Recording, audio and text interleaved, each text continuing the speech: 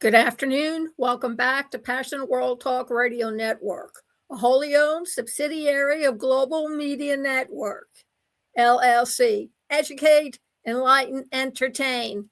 Extra, extra, read all about it. Special report. And what is the special report about today? Well, it's put out by NPR. And what do their headlines say? Venezuela, opposition in limbo as the world wonders who is in charge. Everyone knows that the current president of the United States invaded Venezuela this weekend. And yesterday, he made a public statement to the world that the United States would, quote, run Venezuela. And the interim president, Delcy Rodríguez, denounced the U.S. operation and rejected the idea of U.S. control. So what are we talking about? Well, our current president, unbeknownst to anybody, launched a military attack on Venezuela. He claims drugs, cartel, illegal selling in the United States, people addicted. And he made sure he captured the president and his wife and put them on a boat to New York City to be tried on drug charges. That is what the current president has stated publicly. He attacked the capital, Caracas. The president of Venezuela is Nicolás Maduro.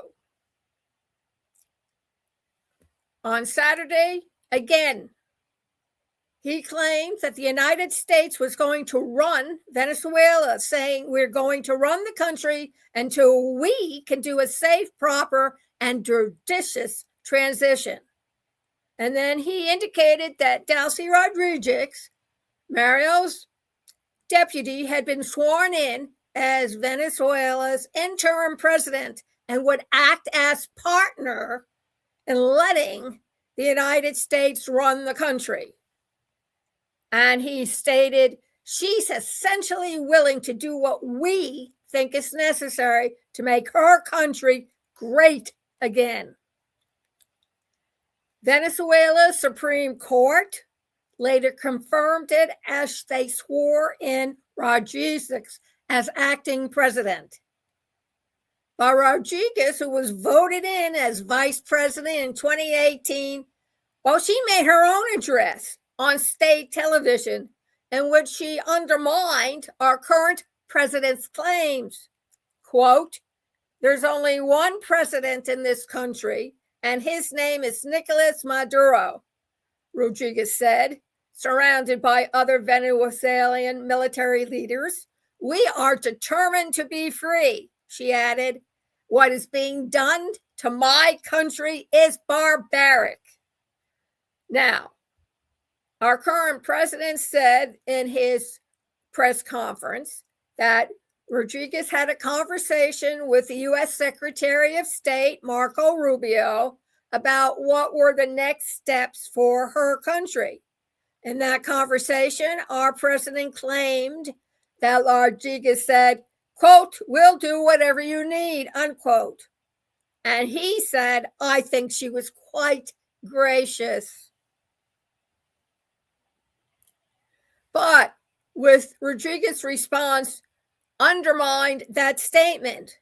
And she demanded the immediate release of Maduro and his wife, Cecilia Flores, and denounced the U.S. operation as a violation of the United Nations Charter.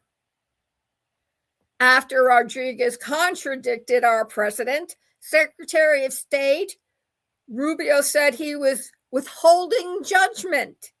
Quote, we're going to make decisions based on their actions and their deeds in the days and weeks to come, Rubio told the New York Times. Yes, Maduro was captured by the U.S. Several of his allies have remained in senior positions in Venezuela. Among them are Vladimir Pergino Lopez, who, as well as being their defense minister, is Venezuela's top-ranking military officer, and Diosdado Cabello, the interior minister. They are members of a small circle of senior officials who have held power in Venezuela for more than a decade. Maduro's allies struck a defiant tone in video messages. Quote, "They have attacked us but will not break us," said Padrino Lopez, dressed in fatigues. Similarly, Cabello urged Venezuelans to, quote, "get out on the streets to defend their country's sovereignty." How far figures inside Venezuela helped the U.S. with its operation to seize Maduro remains unconfirmed. According to the New York Times, a CIA source within the Venezuela government was crucial in monitoring Maduro's location before his capture. And the CIA has reportedly had a group of officers on the ground in Venezuela since last August, as well as using a fleet of stealth drones. The U.S. government had offered a $50 million reward for information leading to the president of Venezuela capture. After the strike in Caracas, many around the world had assumed that Venezuela's opposition, who have long faced persecution, would have a role in running the government. In 2004, opposition candidate Edmundo Gonzalez was widely believed to have won a contentious election against the incumbent Maduro, with an exit poll published by the U.S. firm Edison Research showing Gonzalez leading Maduro 65% to 31%. However, Maduro claimed victory and Gonzalez was forced to seek exile in Spain. Gonzalez ran in the 2024 election because Maria Corina Machado, the opposition leader, had been banned from being a candidate. Machado garnered international acclaim last year when she was awarded the Nobel Peace Prize. And soon after the U.S. operation, on Saturday, Machado called for Gonzalez to, quote, "immediately assume his constitutional mandate and be recognized as commander-in-chief," unquote. In a statement, Machado said her movement would, quote, "restore order, free political prisoners, build an exceptional country, and bring our children back home." However, our current president poured cold water on the Venezuela opposition claims on power. He told reporters, "I think it would be very tough for her to be the leader. She doesn't have the support within or the respect within the country." Last month, Machado secretly left Venezuela, where she had been living in hiding, to receive her Nobel Prize at a ceremony in Norway. It is not clear whether she has since returned to her home country.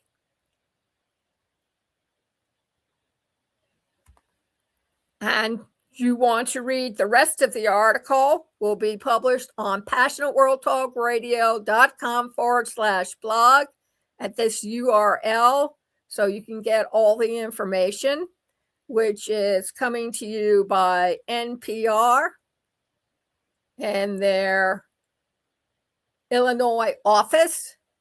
Venezuela opposition in limbo as the world wonders who is in charge. Other articles you can also look up is Political. Rubio remains vague on transition plan for Venezuela. The Atlantic. Our current president threatens Venezuela's new leader with a fate worse than Maduro's. And from the Miami Herald, before Maduro, the other time U.S. forces captured a Latin American country's leader. So these and other articles will help fill in some of the gaps since you were either on vacation, stranded at a European or a USA airport because of the weather or other problems, or you were just out traveling and didn't keep to the set listening to our current president explain what we were doing. My opinion is this: oil and gas. It's like having your own private nerd wallet to draw upon. More important than cryptocurrency. That is my opinion only. Thank you very much for joining us. Please go over to the website, passionatworldtalkradio.com/blog. Read the summary. Check out the different URLs to get a full picture of what's going on, or better yet, who is in control of the country in South America, Venezuela. You have to pardon my pronunciation. My tongue and clef don't always mix too well together.